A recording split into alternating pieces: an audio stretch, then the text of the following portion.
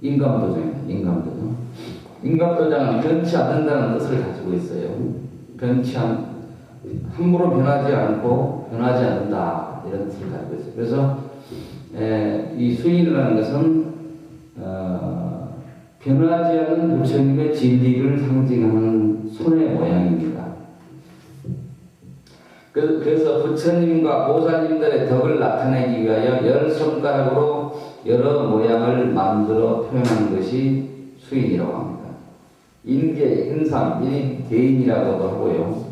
수인의 종류는 서가모니 부처님의 근본 5인이 있고 아미타 부처님의 부품인 비로자나 부처님의 직원인이 있습니다.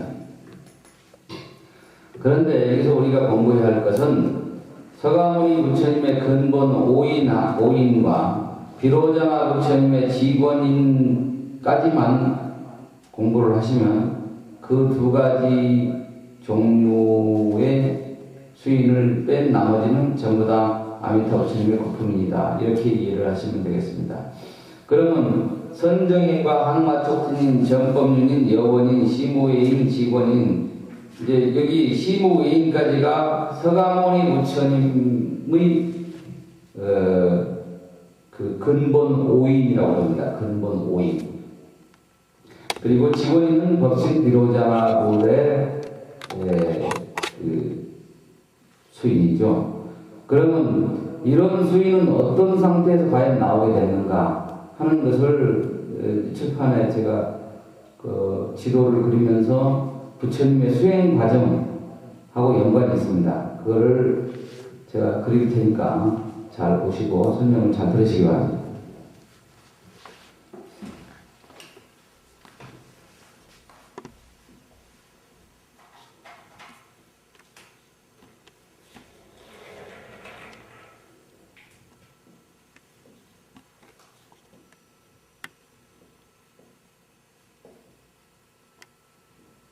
이게 인도면 스리랑카, 인도 이런단 말이야. 이게 히말라야 산맥이에요. 히말라야. 그러면 부처님은 요 인도 중부 지방 여기서 주로 태어나셔서 주로 활동을 하셨어요. 여기시 겐지스 강입니다. 그 다음에 인더스 강. 부처님이 태어난 이 카필라국에서 음력 2월 8일날 출가를 결심하죠. 출가를 해서 어디로 내려오시냐면 인도 더 남쪽으로 이렇게 내려오십니다. 내려오셔서 도인들이 많이 모이는 그런 곳으로 오셔요. 그냥 출가해서 머리 깎고 혼자 그냥 도 닦는다고 한 게 아니고 그때 당시에 인도를 주름잡고 있던 종교인 바라몬교, 지금 이제 힌두교라고 말하죠. 바라몬교와 그 외에 그때가 이제 혼란기였기 때문에 바라몬교가 쇠퇴하는 시기였단 말이에요. 혼란기 때문에 그때 각종 종파의 지도자들이 많이 있었어요. 요즘 말하면 기독교가 좀 별 볼일 없으니까 막 통일교도 나오고 베어절 종교도 다 나오듯이 그런 6사람의 종교 뛰어난 스스로 내가 제일이라고 주장하는 종교 지도자들이 있었다 이런 얘기예요. 그런 지도자들이 모여있는 곳으로 와서 여기서 그분들의 지도를 받아보고 들어봅니다. 그러나 공부를 해보지만 곧 스승을 능가해버리고 또 이것이 변치 않는 진리가 아니다. 똑바른 교리가 아니다. 이런 판단이 서니까 부처님께서 다시 이 설산으로 올라가십니다. 히말라야 설산으로 가요.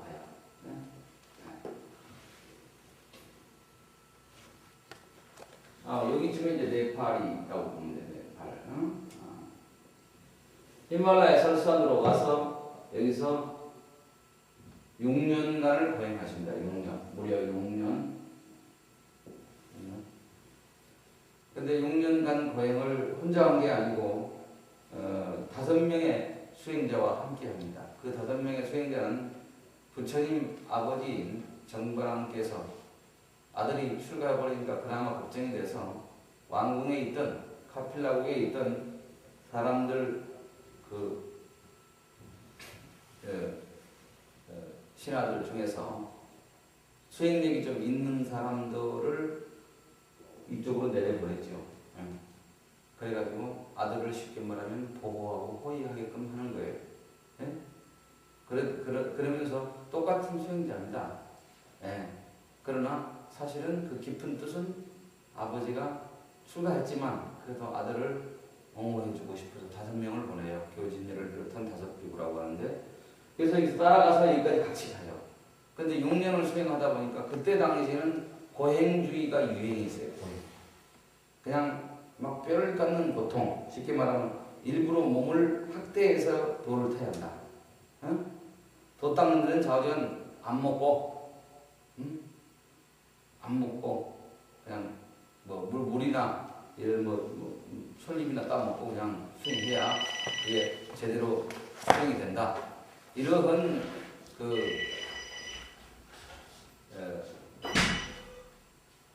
고행주의가 유행할 때였다. 그래서 그런 고행주의를 택해서 이어서 히말라야에서 6년을 고행하니까 몸이 어떻게 되겠어요? 몸이 완전히 해골 바가지같이 됐다는 얘기야. 네? 몸이 눈은 깽 들어가고, 그때 부처님의 고행상을 보면 마치 살아있는 성장 같아요. 뼈는 싹하고 갈비뼈도 항상 드러나고 눈은 깽 있고 곧 죽을 사람처럼 이렇게 된 모습이에요.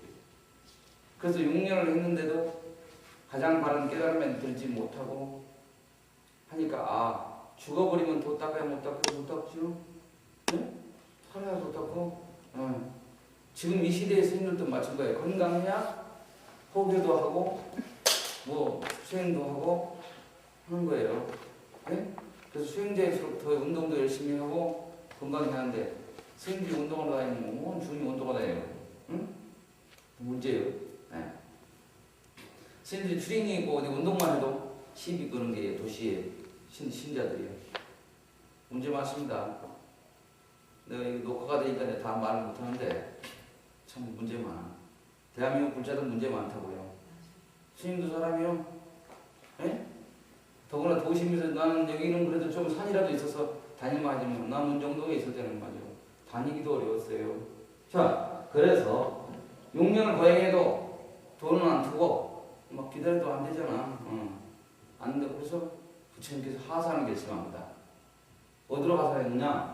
겐지성의 중류인 내린자라 강이라고 있어요. 여기 지금 지금 한강이 있으면 한강에 작은 놈들이 모여서 한강이 되죠? 뭐 탄천도 모이고 모이잖아요. 그죠? 경안천도 모이고, 그죠? 북한강, 남한강도 하죠. 그죠? 그래서 한강이라고 하죠. 그래서 이 강의 이름이 내린자라 강이야. 중수하면 이걸 리견성하라고 합니다. 네. 거기에 보리수나무 아래 앉아서 이제 마지막 도가 트죠. 근데 여기 내린자가 잠깐만 터도 해골 바가지 같은 수행자가 하나 내려온다는 말이에요. 그러니까 바로 이 지역에 있던, 이 동네에 살던 처녀가 하나 있었는데 그 처녀 이름이 수자타라고.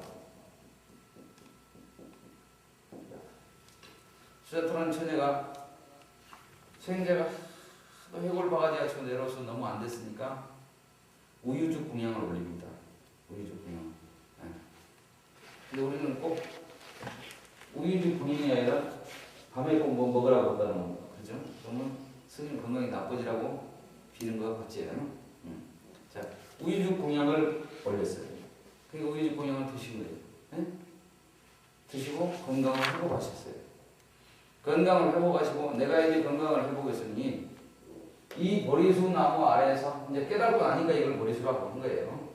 보리수 나무 아래에서 내가 성불하지 않으면, 성불하지 않으면 여기서 일어나지 않겠다 이러신 거예요. 여기 앉아서 딱 지금 이런 자세로, 이런 자세가 아니고 결과부자의 자세로 앉아 계신 거예요. 네? 그러니까 앉으려고 하니까 또 그 동네에 살았던 목동 스바스티크가, 이런 스바스티크는 남자가 있죠, 이제 목동. 이 목동이 건초를 깔아줍니다. 건초를. 맑은 마른 풀.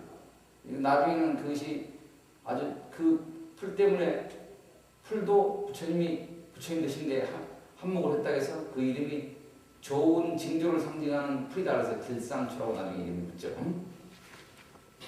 이게 딱 앉으셔서 이제 부처님께서 고요히 선정에 드십니다. 그 선정에 든 기간이 7박 8일이에요. 7박 8일을 잠을 잤어요, 안 잤어요? 안 주무시고 7박 8일을 정진하십니다. 근데 이 7박 8일 동안 이렇게 7박 8일 동안 잠을 안 자고 정진하는 것을 그래서 용맹정진이라고 하는 것입니다. 응? 용맹정진. 예, 하는데 마지막 8일째 새벽 별똥이 떨어지는 것을 보시고, 우리 시골에 있다 보면 유성이라 해서 별똥 떨어지는 거 보시죠? 예? 예. 옛날에 요즘에는 뭐 전기불이 있어서 잘 안 보이는데 옛날에 시골에는 이렇게 흐름에 망멍석에 있으면 먹이불 펴놓고 있으면 별똥이 떨어지는 거 보이잖아. 그 별똥이 떨어지는 걸 보면서 그 순간에 12연기의 이치를 깨달으신 거예요. 부처님의 핵심 교리입니다. 12연기설을 깨달으셔가지고 우리가 존재의 이치를 깨달으신 거예요. 그래서 여기서 이때 7박 8일 동안 앉아있던 자세가, 자, 잘 보세요. 자, 결과부자 지난번에 해보셨죠? 근데 잘 안 됐죠? 근데 결과부자 안 되면 반갑자라 해야 되는데, 결과부자는 지금 부처님 저 모양 그대로입니다. 네, 결과부자 자세에서 손 이렇게 해보세요. 손. 자, 저하고 반대로 해도 상관없어요. 여성분은. 네. 남자들은 대부분 이렇게 해요. 근데 여자들은 반대로 이렇게 하더라고요. 주로 조선인들은. 자, 이렇게 하고 엄지손가락은 종이 한 장을 붙을라 말라 하게 이렇게 하세요. 이렇게 하고 이 끝을 단절에다 대세요. 배꼽 한 3cm 밑에, 그리고 고요히 앉았습니다. 이게 뭐냐면은 선정인입니다.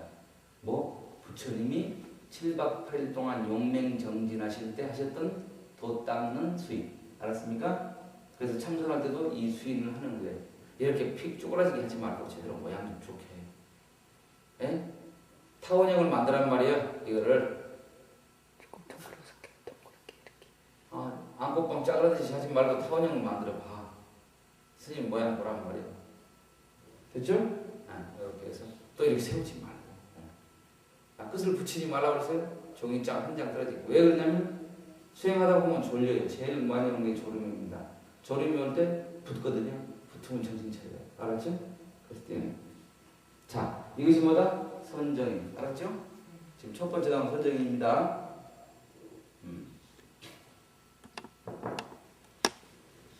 그래서 이제 선정이냐. 두 번째가 뭡니까? 항마축진이죠.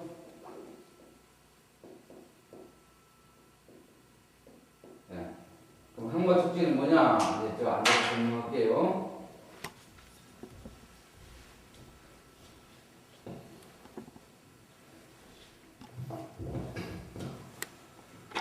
항마축진은 말 그대로 한자를 보시면 항복 받을 때 이 한자죠. 항복을 한자. 그 다음에 마구니 할 때 마자고, 가르칠 촉자에 땅지자 도장제. 그러니까 이제 부처님이 7박 8일 동안 선정에 들어 계시다가 샛별이 떨어진 것을, 별똥이 떨어진 것을 보면서 존재의 위치를 깨달으신 거 아닙니까? 우주 만유의 존재의 위치를. 자, 그래가지고 이제 부처님이 됐다고 선언을 하시니까, 여러분 옛날에 시골에 보면 누가 아프거나 그러면 우리 어머니, 할머니들이 어떻게 했어요? 거기에 무슨 선앙당이라든지 좀 영험한 데 가서 막 음식 돌리고 이렇게 빌지요. 안 되면 하다못해 안 되면 장독대 올라가서 스승님한테도 빌고 그랬죠. 그렇듯이 인도 당시에도, 지금도 여러 신을 믿습니다. 인도 사람들은. 힌두교는 다신주의거든요. 그래서 그때 당시에 제일 성질이 좀 고약하고 파워가 있는 그런 신이 있었단 말이에요. 네?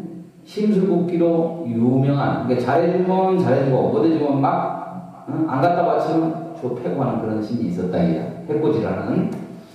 그런 그 심술궂은 신을 흔히 마왕이라고 해요. 마왕. 예? 마왕 중에서도 제일 센 왕의 이름이 누구였냐면은 정신세계 이제 이야기입니다. 마왕 파순이라고 해서 파순. 예. 그 마왕 파순이라는 아주 심술궂은 그 신이 쉽게 말하면 그때 당시에 모든 많은 인도 사람들이 이렇게 어려운 일이 있을 때 빌고 했던 신의 우두머리 땅이야. 응? 신. 그런데 부처님이 되셔가지고 엄청난 그 어떤 힘을 발휘하면 이 보통 사람들이 제 올리고 비는 것을 부처님한테 가서 빌겠죠? 그죠? 거기다 아무한테 바칠 거 아니에요? 네? 토수엔 비나 탔으니까. 그러니까 이게 내 밥줄 떨어지게 생겼거든. 그러니까 이제 정신세계에서 이야기입니다. 정신세계에서 부처님이 이 선정에 들었다가 이제 드디어 딱 깨쳤어. 그러니까 부처님 이 마왕 파손이 부처님을 시험에 들게 하신다. 기독교식으로 말하면 어떻게냐면 첫 번째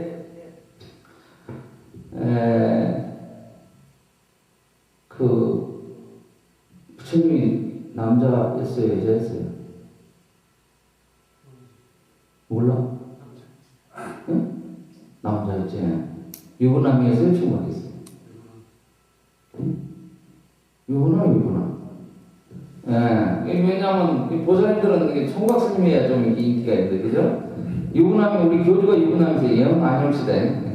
네. 그런 개념으로 보시면 안 돼요. 부처님은 결혼하셨었습니다. 그리고 자식도 하나 있었습니다. 그리고 그걸 놔두고 출가하신 거예요. 그러니까 남자들은 뭐예요? 이렇게? 뭐예요? 그냥 중간반에서 대답을 토하지만 야간에는 연세가 드셔서 대답 안 하시죠. 여자야, 그래, 여자야. 그죠? 맞죠? 네. 그래가지고, 그, 정신세계에서 아름다운 여인들을 보내가지고, 미희라고 그러죠, 미희. 보내가지고, 우리 장미 할 때 미희, 응? 아름다운, 그 요염한 여자들을 막 정신세계에서 보내가지고 부처님을 막 꼬드깁니다. 응? 부처님을 유혹한단 말이에요. 근데 부처님이 넘어갑니까? 일체 좋다 싫다를 떠나신 분이신데 응? 넘어가냐고. 그냥 도력으로 이렇게 그 장풍을 하니까 그 아름다운 요염한 여인들이 전부 다 80노파로 변해버리더라 이런 얘기예요. 응? 자, 첫 번째 적을 물리쳤죠?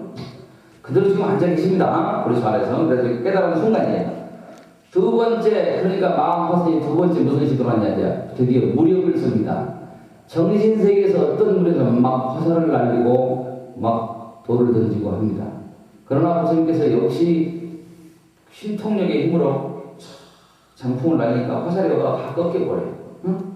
그러니까 무력을 써도 이제 굴복했네. 미인계를 써도 안 되고 무력을 써도 안 되니까 이제 마지막 세 번째로는 또 좋아하는 게 뭐예요? 권력이죠, 권력. 응? 세 번째로는 부처님에게 마왕 파순이 제안을 합니다. 뭐라고 제안을 하느냐?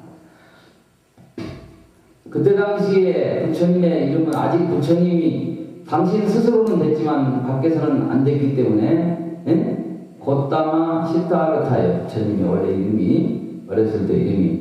그래서 고따마 수행자여, 네가 왜 꼭 부처님이 되려고 하느냐? 응? 내가 너에게 총칼 하나도 안 쓰고도 인도 전역을 통일할 수 있는 그런 왕, 그걸 보고 전륜성왕이라고 합니다. 전륜성왕.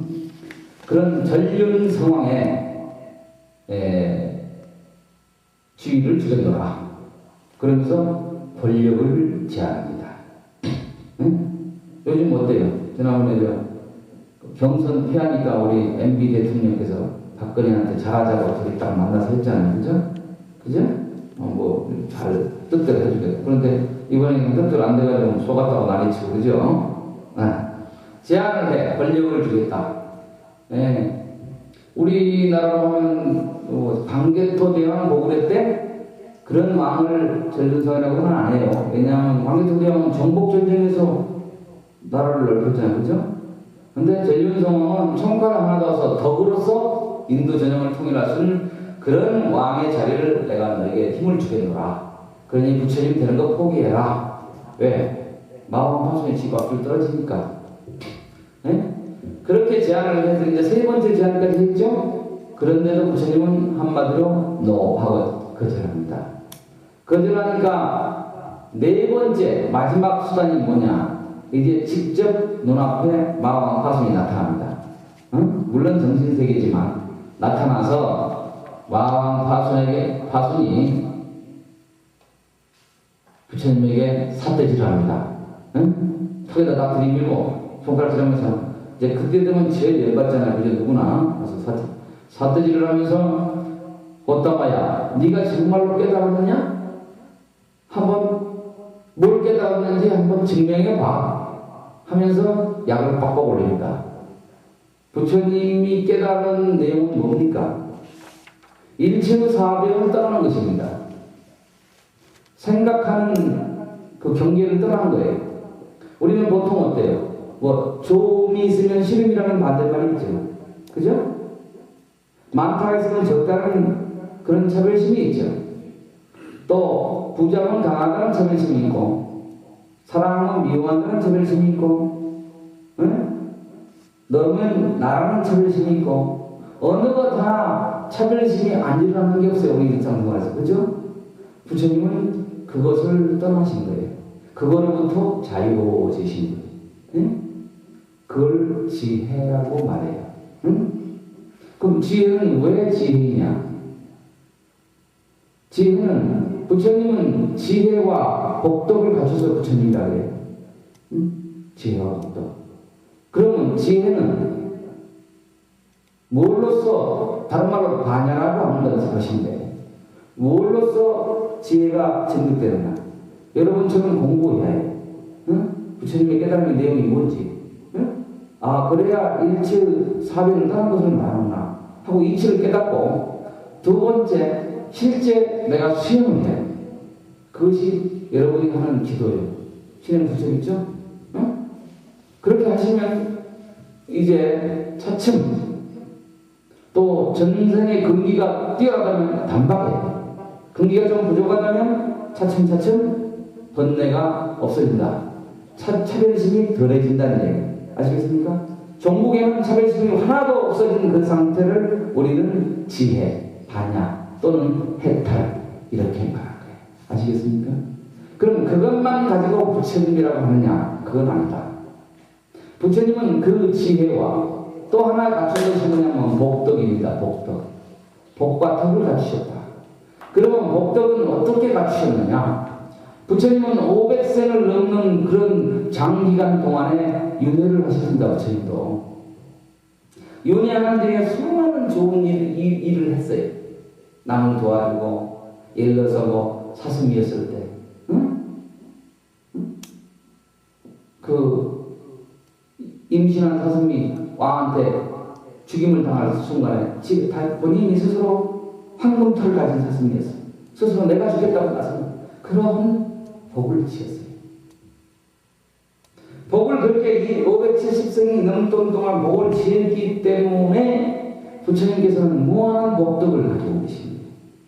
그러면 그 복과 덕은 뭐를 실천함으로써 그렇게 됐다? 자비를 실천함으로써 그렇게 됐다. 자비를. 응? 자비를. 그러면 자비라는 것은 요즘 말로 하면 어떻게 말하면 될까요? 우리는 자비라는 용어도 어렵다면 요즘 말로 끝없는 헌신과 봉사를 하셨다는 얘기예요. 응? 내 몸 바쳐서 남을 위해서 베풀었다. 응? 한없는 헌신과 봉사를 생활화하셨다.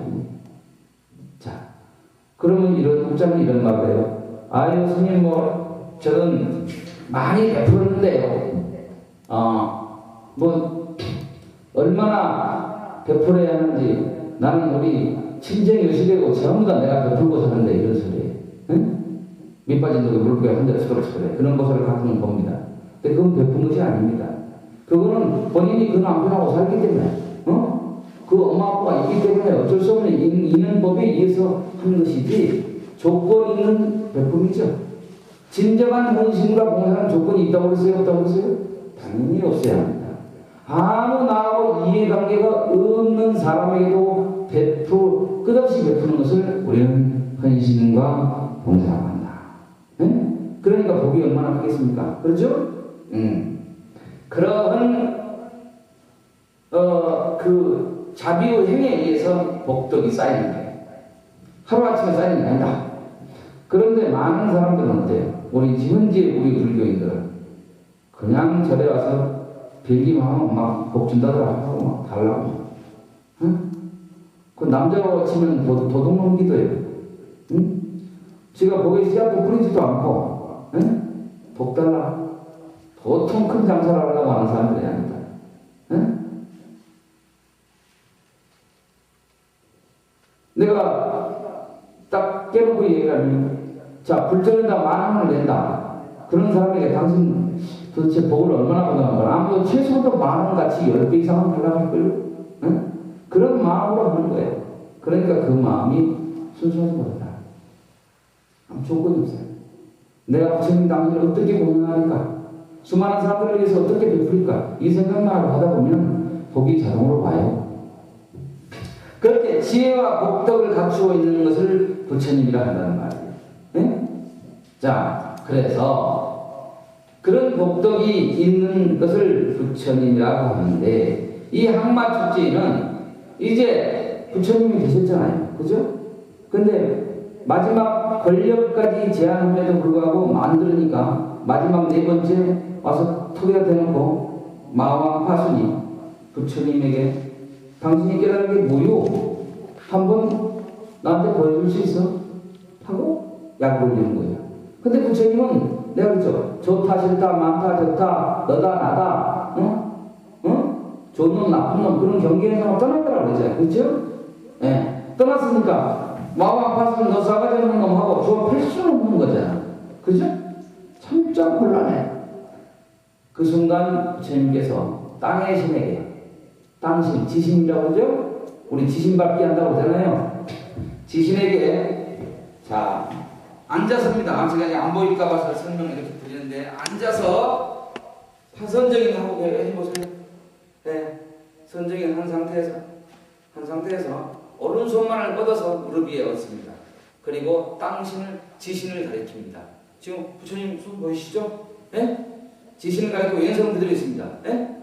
지신에게 가르치면서 지신에게 지금 그 부탁을 하는 장면이에요.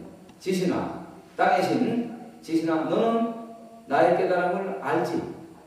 좀 이 마음 가슴에 증명 좀 해줘 하고 지시하는 장면이에요. 네? 그러니까 그 순간 지신이 합장하면서 알겠습니다, 부처님이시여. 내가 증명해 보이겠나이다. 그 순간 그 말이 떨어지기가 무섭게 땅이 진동하고 막 돌비가 쏟아지는 거야. 하늘에서는. 응? 쉽게 말하면 우르는 꽁꽁 지진이 나버리네. 갑작스럽게. 그러니까 마왕파순이 그러면 날 살려라고 하고 도망가는 장면의 수인이 항마촉진이에요. 항복받았다. 누구로부터? 마구니로부터. 누구에게? 지시할 축제는 그죠? 지신에게 지시하는 수인이다. 그래서 항마촉진. 해보세요. 항마촉진. 하면서 뛰고 하는 게 아니고 여기다 대고 앉은 상태니까 무릎에다 대고 지금 보이잖아요. 부처님 상고이다. 항마촉진. 오른손입니다. 왼손은 그대로 하고 있고요. 선정인 상태 그대로 있고 배꼽에다 대시고 오른손만 무릎에다 앉아서 지금 저 모양대로 항마촉진. 예, 부처님이 마왕파순으로부터 항복받기 위해서 지신에게 지시하는 수인이다. 아셨죠? 네. 자, 이거는 뭐라고요? 부처님이 도 닦는 수인, 용맹이는 선정이죠. 선정이. 자, 두 개 설명했습니다. 그 다음에 전법륜은 뭐냐? 전법륜은 부처님이 성도한 후에 부처님이 이제 드디어 부처님이 되셨죠. 이제 마구니를 다 물리치고. 예? 되셨잖아요? 그러면 부처님이 산중에 그냥 가만 아주 딱 앉아가지고 일절 꼼짝도 하고 산중에 있었냐? 그게 아닙니다. 부처님께서는 아주 친절하신 분입니다. 어떻게 돌아다니셨냐? 인도 전역을 49년 동안 신발도 신지 않고 고운 발바닥같이 해가지고 49년 동안을 포교를 하고 돌아가셨어요. 무슨 포교? 당신의 깨달으니까 너무 행복하잖아요. 그죠? 그 행복을 중생들에게 전해주기 위해서 49년을 다니시다가 길가에서 당신 고향으로 돌아가시다가 마지막에 길가에서 80세를 이르기로 돌아가신다. 우리 요즘 유교식 발상하면 객사하신 분이에요. 객사.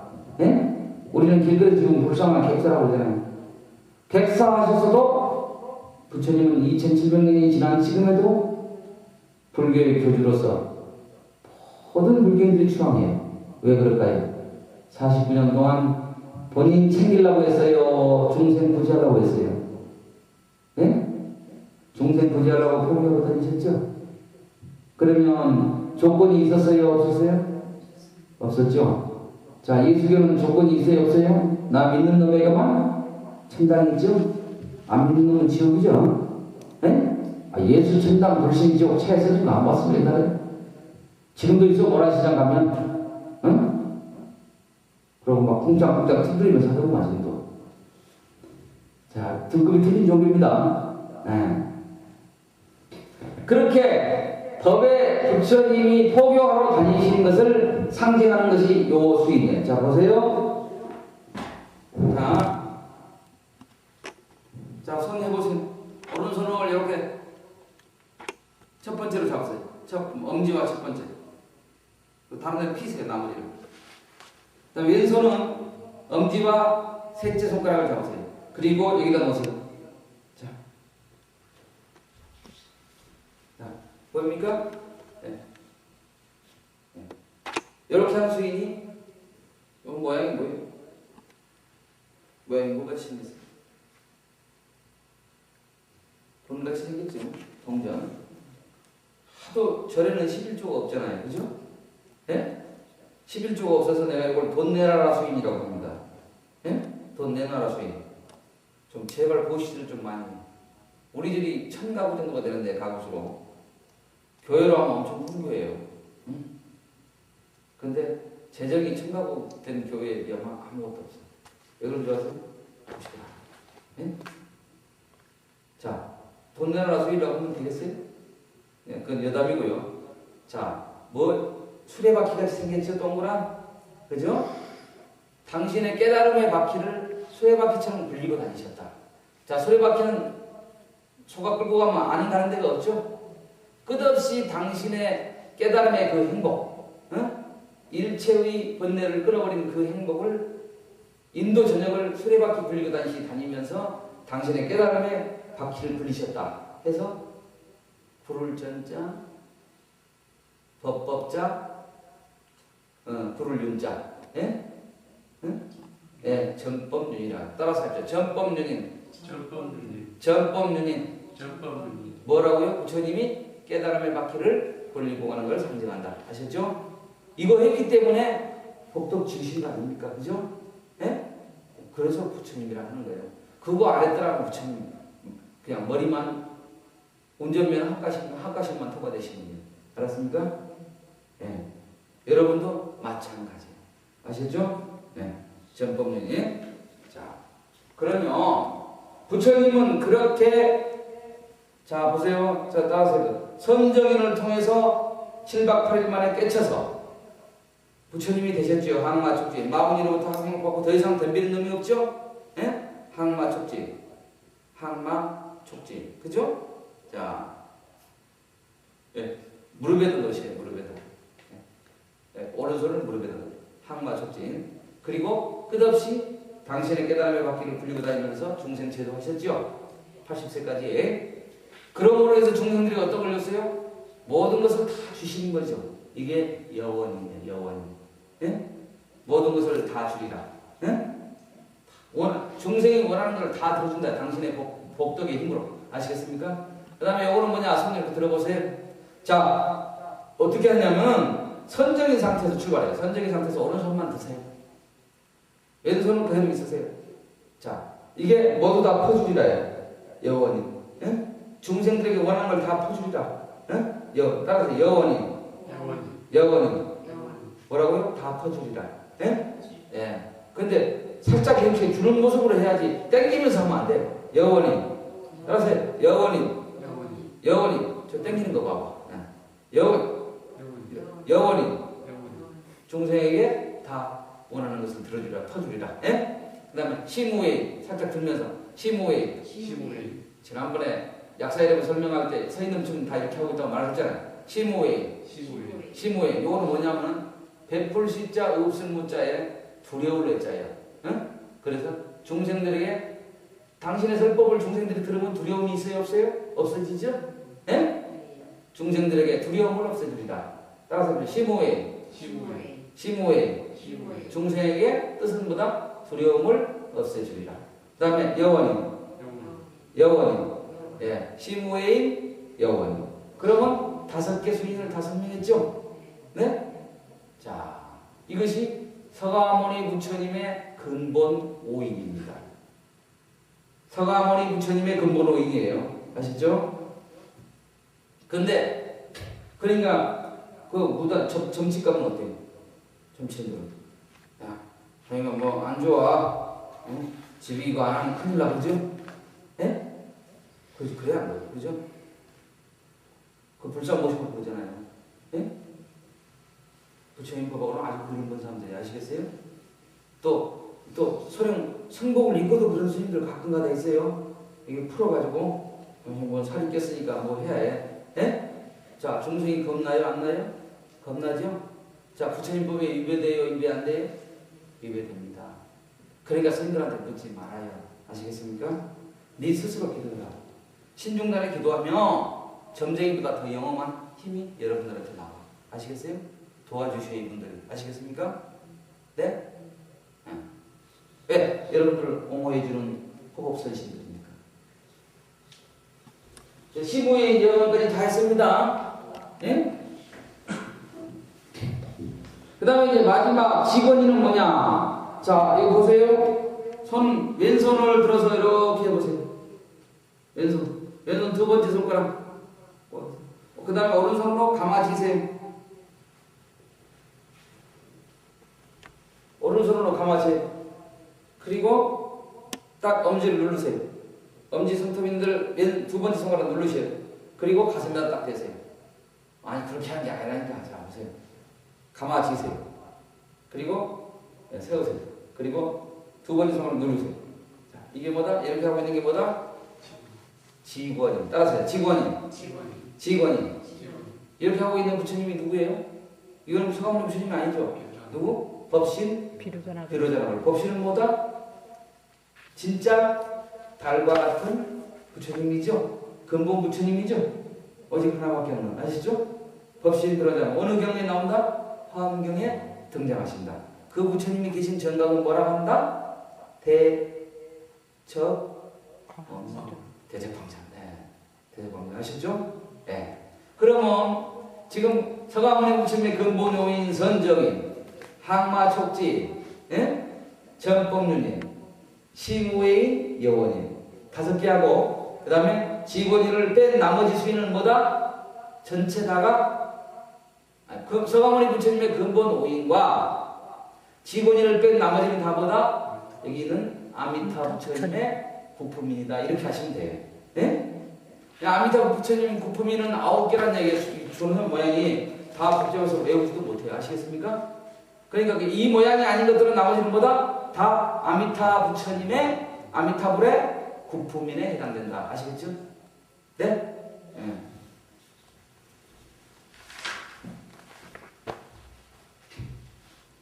자, 관세음 보살님은 아미타 부처님의 좌보처잖아요. 그러니까 아미타 부처님의 고품민을 하고 계시겠죠. 볼까요 한번? 여러분이 배웠던 수인에 해당되는가? 지금 요 보면은 세 번째 엄지하고 세 번째를 잡고 있어요. 세 번째를. 그죠? 지금 여러분이 배웠던 거에 하나도 이런 수인이 없었죠? 예? 엄지하고 세 번째 잡고 있다가 똑같이. 그죠? 예? 그죠?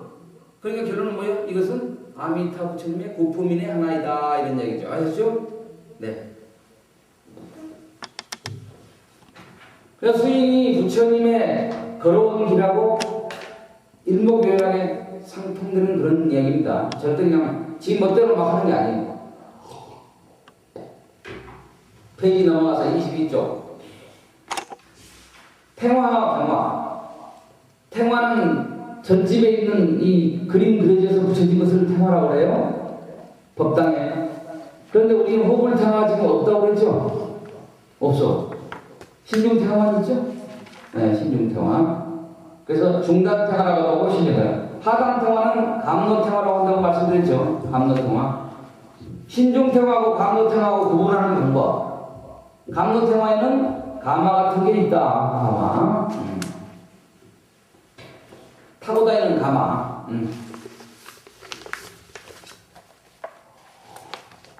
그 다음에 경화. 경화는 뭐냐면 여러분 경전에 보면 첫 마디에 이렇게 그림 같은 게 이런 게 있죠. 이렇게 그림이 첫 페이지에 그림 같은 게 있잖아요. 예? 경전에 보면 그런 것을 경화라고 합니다. 여러분 금강경 같은 거 이렇게 처음에 넘기다 보면 첫 장에 그림이 있잖아요. 그런 것이 경화예요. 경전에 있는 그림이다 해서 경화라고 합니다. 그 다음에 시무도는 뭐냐면 수행자가 정진을 통해 본성을 깨달아가는 과정을 잃어버린 소를 통해 찾는 일에 비유해서 그린 선화입니다. 선화로 그 과정을 10단계로 구분하고 있어서 시부도 또는 모구도라고도 합니다. 이 그림에 있는 것들은 목동이 누구예요?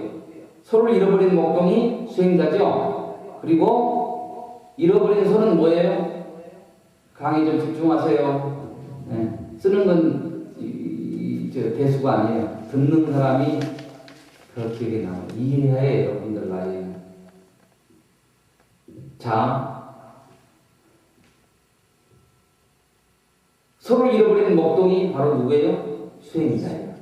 응? 그리고 바로 여러분들이에요. 나예요. 아시겠습니까? 그리고 잃어버린 소는 뭐예요? 우리의 본래의 참마음. 응? 하나도 오염되지 않는 참마음. 그럼 참마음은 뭐냐? 천승에서 말하는 자성이라는 거예요. 자성. 응? 자성중생서원도 자성본대성도라고 보셨죠? 그 참마음자리. 그 마음자리는 어떻게 생긴 거냐면 부모로부터 태어나기 이전의 자리. 허공과 같은 마음이에요. 허공과 같은. 허공은 아무리 주먹질을 해도 변해야 안 변해요? 안 변하죠? 허공을 양을 가름할 수 있어요? 가름할 수가 없죠. 응? 허공에다 아무리 연기를 펴대도 좀 있으면 똑같죠?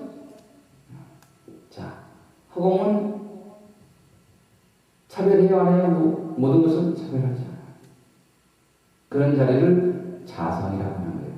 그거를 우리의 참마음자리, 그것을 잃어버린 소에 비유한 거예요. 응? 여러분이 지금 엄마 뱃속을 빌려서 아버지 엄마를 빌려서 태어났다는 것 자체가 이미 자성이 오염된 상태로 온 겁니다. 아시겠습니까? 아니 깐난이 때는 아주 순수하던데요. 웃기지 마라. 그때도 생각이 있어서 엄마 뱃속에 들어온 거예요. 아시겠나이까? 이제 저기 12의 빛을 가면 그 이유가 나와. 여러분이 왜 엄마 뱃속에 들어갔던가 아시겠나이까? 네. 이것이 시무도입니다. 그래서 첫 번째는 목동이 소를 잃어버려가지고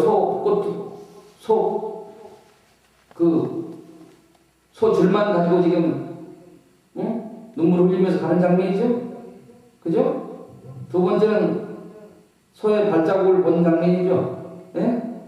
세 번째는 소의 뒷모습을 보이죠. 이런 식으로 이 수행 단계가 깊어진다. 네? 네, 수행 단계가 깊어진다 하는 내용을 담고 있습니다. 네. 지금 여러분들이 어두워서 잘 안 보입니까? 글이? 네 번째는 드디어 소를 잡았지요. 예. 다섯 번째, 이제 완전히 소가 내 마음대로 되지요? 내 마음이 좀 조절이 된다 이런 뜻이에요. 다섯 번째, 모으죠. 예. 여섯 번째, 이제 소의 등을 타고 휘파람 피리 불면서 귀가하는 장면이죠. 예? 일곱 번째, 소는 잊어버릴 때 나라는 생각은 아직 있죠. 망우 전인. 예? 이 정도만 돼도 수행이 많이 된 겁니다.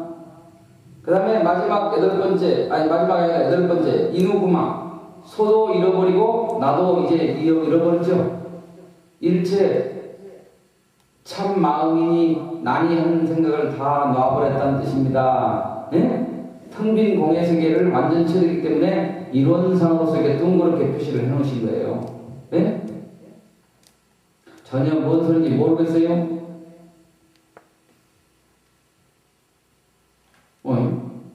큰일 났네. 모르겠어요. 일곱 번째, 망우전이라는 건 뭐냐면은 소를 갖다 외양간에다 들이댔으니까 소복정 해요, 안 해요, 이제? 잃어버린 소. 예? 할 필요 없잖아요. 그런데 나라는 생각은 있잖아요. 그런 상태에 지금 형님 목사, 내가 강의 중에 형님 목사님 이름을 딱 지정해서 하면 좀 기분이 좀 씁쓸하고 나쁘지. 응? 아무리 스님이어도 괜히 남의 개인 프라이드를 시키면 알량한 자존심이 남아있어서 그래요. 응? 지금 이 단계는 물론 가지도 못했지만 아시겠어요? 그런 거 떠나는 거예요. 부처라는 자리는 내가 없다는 거예요. 뭐가 없다? 나의 몸과 정신이 본질적으로 텅 비어 없다는 것을 확실하게 아는 것이에요. 그게 지혜예요. 예? 거기에 어떠한 흔들림이 없는 것을 지혜라고 말해요. 통박 잘 불려가지고 남 답안지 써주고 남 대신 공양 개성해주고 하는 것이 지혜 아니야. 그거는 잠깨 부리는 거예요. 예? 큰 절에서 그러면요, 그냥 그날 저녁에 바로 500배 차례에 들어가요. 아시겠어요? 왜냐하면 남의 수행을 방해하는 죄거든. 응? 그 죄가 아주 큽니다. 인후구망, 여덟 번째 인후구망은 이제 드디어 외양간에 매놓은 소만 잊어버린 게 아니라 나 자신도 완전히 내가 있다는 생각만 다 잊어버렸다는 얘기야. 응? 자존심이 있다 없다? 없다 이런 얘기야. 응? 번뇌가 그치는 자리죠. 그 다음에 환곤화는 아홉 번째, 이제 그렇게 되면 흘러가는 강물 같고, 응?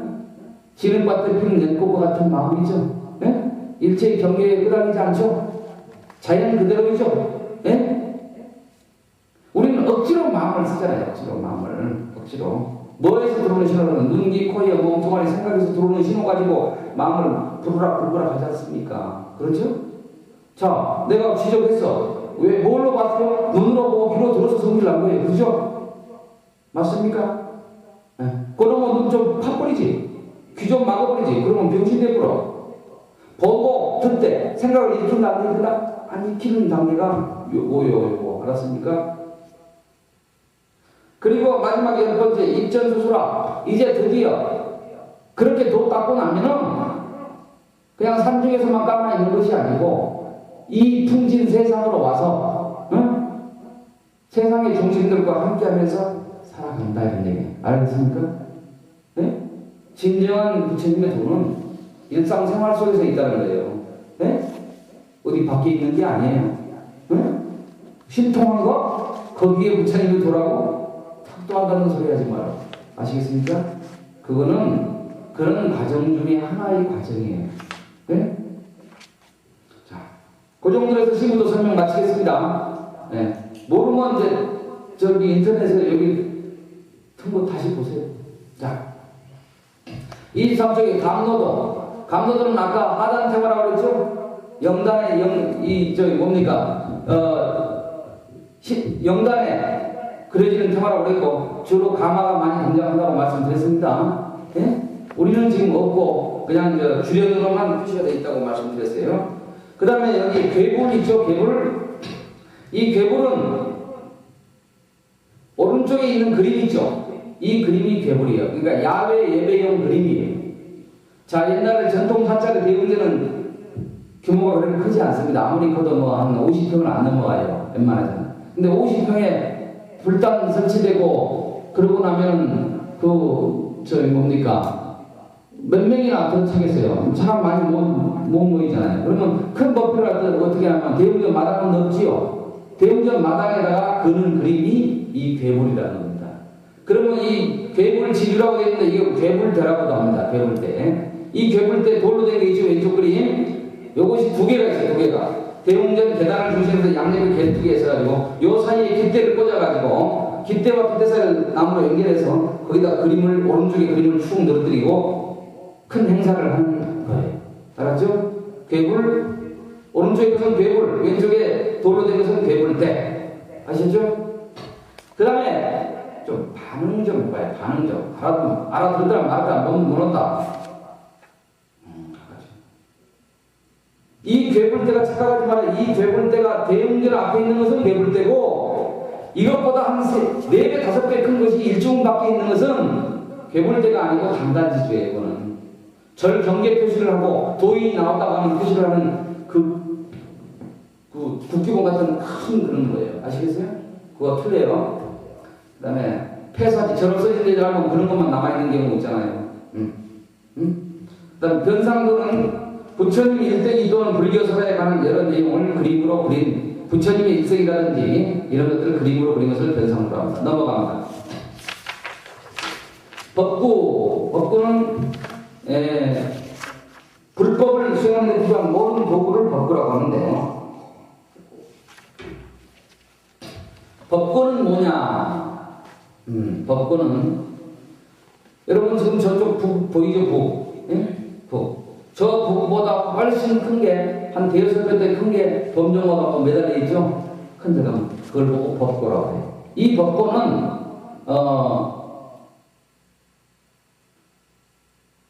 모든 중생의 어리석음을 깨치기 위해서 치지만, 근본적으로 가장 중심이 되는 중생은 누구냐면은 축생제도를 의미합니다. 축생제도. 축생은 짐승들, 예? 짐승은 어리석죠? 그래서 법고는 주로 짐승을 비롯한 중생 어리석음을 깨치겠습니다. 축생제도의 그 큰 제일 목적이 있다.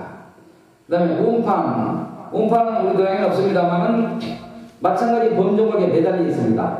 구름 모양으로 여기 교재에 있는 것처럼 요거는 구름이 동그랗게 생겼습니다만 다른 절에 가면 구름이 옆으로 퍼진 모습이에요. 좀 길쭉해가지고 그래가지고 이 동판 같은 걸로 만들었습니다. 청동 같은 걸 만들어가지고 때리면 부지깽이 같은 거 때리면 땡땡땡땡 소리가 나요. 그런데 이 운판은 구름은 어디에 있어요? 허공에 있죠? 허공에 날아다니는 짐승이 뭐예요? 날짐승이죠? 예? 새 같은 것들을 날짐승을 제도하는 의미를 가지고 있습니다. 그 다음에 목어, 세 번째 목어는 여기 좀 그림 오른쪽에 보이는 것처럼 나무로 된 물고기죠? 나무로 물고기 모양을 파서 범종각 안에 매달아 놨습니다. 그런데 이 물고기에 보면 밑에 배에 있는 부분이 딱 파져 있죠? 거기다 뭘 대냐면 우리 북채 같은 거 저 있죠? 그걸 대놓고 치는 거예요. 예. 예. 치는 것이 아침 되면 치는 게 틀려요. 예. 예. 그렇게 해서 속도를 줘야 딱딱딱딱딱딱딱 올라갔다 내려갔다 이렇게 치는 것이 목어입니다. 근데 목어는 물고기는 어디 살아요? 당연히 물에 살죠. 그래서 수중 중생을 제도한다는 겁니다. 수중 중생을 제도한다. 수중에 있는 중생을 제도한다. 제도하는 것은 부처님의 세계를 이끌어서 해탈하게 해준다 이런 얘기예요. 그 다음에 네 번째 범종은 뭐냐? 여기 종 보이십니까? 이 법당종 보이죠? 보살님 법당종 보입니까? 예. 이 종보다 5배 큰 종들이 있죠? 예. 그런 범종각에 있는 큰 종을 범종이라고 해요. 아침 저녁 예불에 큰 하천에서는 아침 예불 저녁 예불에 이 범종을 다 칩니다. 아침에는 28번을 치고요. 저녁에는 33번을 칩니다. 아침에 28번을 친다는 뜻은 하늘세계 불교 우주관에서 하늘세상 천상세계는 28개의 천상세계가 있습니다. 그래서 천상세계는 전부 다 일 깨운다는 뜻을 가지고 있습니다. 그 다음에 33번을 친다. 이것은 하늘 28개 하늘 세계 중에서 제석천이라는 천인데 그 제석천은 또 다른 작은 하늘 세계가 33개가 있다. 뭐 이런 뜻을 가지고 있다고 그래요. 예? 그래서 저녁에는 33번을 친다. 범종을 치는 근본 뜻은 천상과 지옥 중생을 제도합니다. 그러니까 아래 위를 다 제도해버리죠. 그죠? 천상과 지옥 중생을 제도하기 때문에 가장 사람들이 종불사에 많이들 참여하죠. 네. 불사하면 제일 많이 들어오는 게 종불사입니다. 일찍 마감돼버려야지. 그래가지고 막 나중에 뭐 내다가 이게 왜냐하면 그 이름 넣는 게 한계가 있기 때문에 못 넣습니다.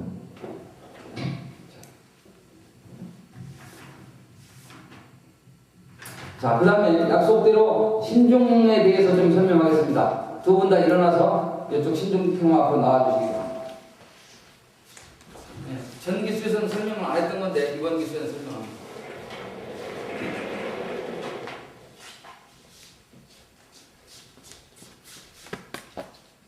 자, 마시고 신중평화는 기본적으로 신중평화에도 상단, 중단, 하단이 있습니다. 상단은 우리가 욕색 제천중물이죠. 모든 하늘에 계신 저 욕계 색계의 하늘 세계. 무색계는 이런 신들 등급에 안 들어갑니다. 이제 거기는 거의 해탈 직전에 있기 때문에 그래서 욕계 색계의 제천중 모든 하늘에 위대하신 분들 신들. 예? 그 다음에 중계 팔부상왕등급이죠. 팔부상왕은 8부서의 사왕, 우리 사천왕도 팔부상왕에 들어갑니다. 중간급입니다. 마지막 밑에는 우리 학예당체 일체 호법선신중, 호법신중물이죠. 호법선신중물이죠. 부처님 법을 마지막에서 옹호해주는 최마지막 제일 낮은 등급의 신들입니다. 이렇게 3단으로 되어 있는 걸 기본으로 하고요. 제일 중심에 계신 분이 누구냐면은 그 예적 명왕이라고도 하고 또는 예적 금강신이라고 합니다. 대자를 붙여 대예적 금강신이라고 돼요. 네? 부서지지 않는 신이다. 다이아몬드 같은 신이다. 그래서 대예적 금강신이라고 하고 좀 더 줄여서 그냥 쉬운 말로 예적 명왕이라고도 합니다. 예적 명왕. 그런데 그래서 예적 금강신이기 때문에 금강신이라는 것은 불교의 신이라는 얘기야. 몸이 부서지지 않는다는 얘기야. 응? 다이아몬드처럼. 그래서 지금 저 예적 명왕님의 오른손에 쥐고 있는 게 뭐예요? 저게 금강제라고 그래. 그래서 부서지지 않는 젓가락 같은 것이다. 저게 그래서 이 밀교에서 쓰는 도구입니다. 저걸 들고 있으면 일체의 마가 온다 한다 안 온다. 마장을 다 물리쳐준다. 아시겠습니까? 그래서 저걸 호신으로 가지고 다니는 스님들이. 그리고 우리 관용할 때 원래 이걸 들어 보이는 겁니다. 인간한테 안에서 관용할 때 원래는 아시겠나니까? 그리고 오른쪽에는 불자를 가지고 계시죠? 이 불자. 큰 스님들이 도력을 상징하는 거죠. 저게 원래는 팔이 쫓던 겁니다. 근데 큰 스님 도력을 상징하는 거예요. 그래서 예정 명왕이 계시고 두 번째로 제일 큰 역할을 하신 분이 여 밑에 계시는 분입니다. 이분은 동진보살이라는 분입니다. 동진보살이라는 분이고 그 다음에 지금 요 중간에 팔부사왕중 그랬죠? 사천왕이 어디 계신가 보여드릴게요. 이분이 사천왕이고 이분입니다. 자 보세요. 사천왕문에서 봤죠? 만도린 들고 계신 분이 있다고 그랬죠? 비파를 가지고 계시죠? 자 이쪽에 칼 가지고 계신 분이 있죠? 무슨 천왕 무슨 다 나왔었죠? 그 다음에 이쪽에 보세요. 이쪽에 탑 들고 계시죠? 이쪽에 쥐 같은 거를 탁 이렇게 잡고 있는 모습이죠? 사천왕문이 있어요. 그러니까 밖에 있는 사천왕문이 여기 들어있다고 보시면 똑같아요. 아시겠습니까? 자, 그 다음에 이제 산신님도 계시고 또 이렇게 후면패 들고 있는 건 칠성님들입니다. 칠성당. 104분 여기 다 계시고 있습니다. 그 다음에 저기 이 팔부 신장들 저희 이 예정명을 한 분, 두 분, 세 분, 네 분, 다섯, 여섯, 일곱, 여덟 분이 딱 오공하고 계시잖아요. 뒤에서. 그 다음에 또 보살님들 계시죠? 두 분 보살님들 계시죠? 보살님들도 공헌을 하고 있습니다. 원래 이 예정명왕이라는 분은 예적 금강신이라는 대예적 금강신이라는 분은 법화경 세계에 들어가시면 나중에 법화경 가보면은 아주 오랜 전생의 부처님이었어요. 그런데 이 중생들을 보호하기 위해서, 부처님을 믿는 사람들을 보호하기 위해서 예적 명하고 신으로 내려오신 분이에요. 그러니까 얼마나 자기 희생이 있으면 그렇게 내려오시겠습니까? 예? 그러니까 여기다 나쁜 기도하면 죽어. 좋은 기도해 항상. 예? 나쁜 마음. 응? 스님이 나한테 뭐라 그랬어라고 이빨 갈고 기도하면 오히려 거꾸로 그것만 받는다 이런 얘기. 알았습니까? 네. 그런 신입니다. 그래서 여기에는 그런 수를 헤아릴 수는 다 있는데 다 나도 100%다 구분 못해요. 네? 큰 차원에서만 이제 말씀드렸으니까 그 정도로 이해하셔도 그 정도만 이해하셔도 아주 훌륭하십니다. 아시겠죠? 예. 상단, 중단, 하단 아니다. 중심은 이제 그런데 어떤 절에 가면 39위 모셔뒀을 때는 중심을 동진보살로 중심을 잡는 경우도 있어요. 아시겠습니까? 예정명이 받고 예. 그리고 그런 경우도 있다. 예? 예. 이해하시면 되겠습니다. 자, 신행수첩 가져나오시고